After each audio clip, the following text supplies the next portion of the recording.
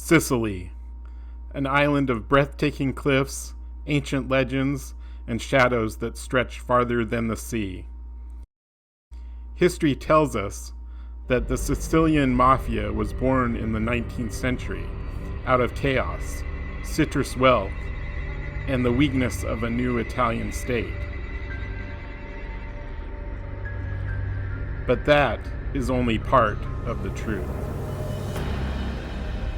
There was another force that shaped the Cosa Nostra in its earliest days. A power far older and far darker than any government. This is the story of Lord Ravanos, the 300-year-old vampire who helped build the Mafia and nearly ruled Sicily from a cliff-top throne of blood. Long before the Mafia, before the citrus boom, a creature slept beneath the island. In a cave overlooking the storm-lashed coast, an ancient stone coffin rested half open. Inside lay Ravanos, a forgotten aristocrat turned immortal predator. His heart had not beaten in centuries, but tonight, something drew him awake.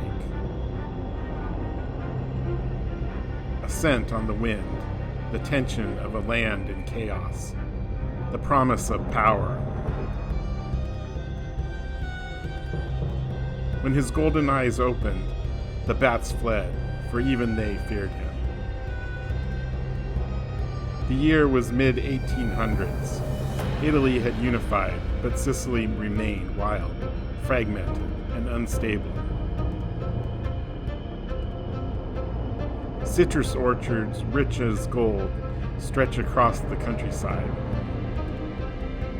But the new government was weak. Bandits roamed freely. Landowners begged for protection that never came. Among them was Antonio Vitelli, ambitious, driven, and desperate to protect his groves from the thieves and rival clans. He met with other men in barns and taverns, forming the earliest webs of what would someday become Cosa Nostra. They thought they were taking control of Sicily, but Ravanos was already watching. Ravanos approached the newly forming criminal circles with a predator's patience. He appeared to Antonio as a mysterious nobleman offering solutions to his problems. Protection, influence, fear. Antonio didn't understand why horses bucked and dogs hid when Ravanos walked by. He only knew this stranger radiated power, the kind men follow, even against their better judgment. Ravanos whispered promises of wealth, of control, of dominance over all the other families. Antonio shook his hand and felt the cold grip of fate. But Ravanos' true path to domination began with her, Isabella Russo, Antonio's secret mistress. Warm-hearted, intelligent, dreaming of a gentler life than the one Sicily offered. She lived between sorrow and hope, a perfect lure for a creature who fed on desire as much as blood. Ravanos first saw her standing on a balcony in the evening light. Her heartbeat echoed to him like a distant drum. He watched her from rooftops, from alley shadows, from places where no human eye could find him, and Isabella felt something, a presence she could not explain. The seduction began with a polite smile. He introduced himself in the street, soft voice, eyes dazzling, Isabella blushed, unsure why. His gaze pulled her in like a tide. He took her hand gently. She felt the cold, but mistook it for excitement. He invited her to see his home, a mansion carved into the cliffs, lit by lanterns and overlooking the wide, dark sea. The mansion was a monument to centuries of decadence.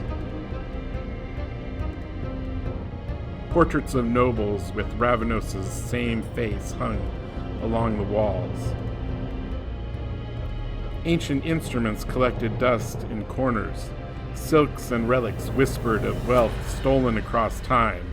As Isabella climbed the sweeping staircase, Ravanos watched her with hunger he barely concealed.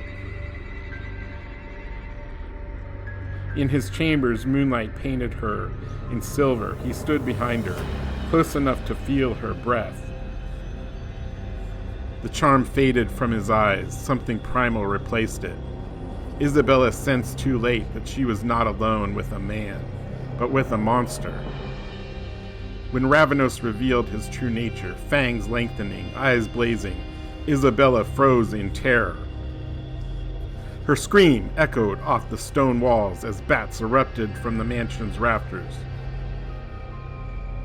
Miles away, Antonio felt a foreboding chill, as if a part of him had been torn. He raced through the streets, too late to save her. But Ravanos did not kill Isabella. He never intended to. She was bait, a message, a demonstration of what would happen if Antonio ever defied him.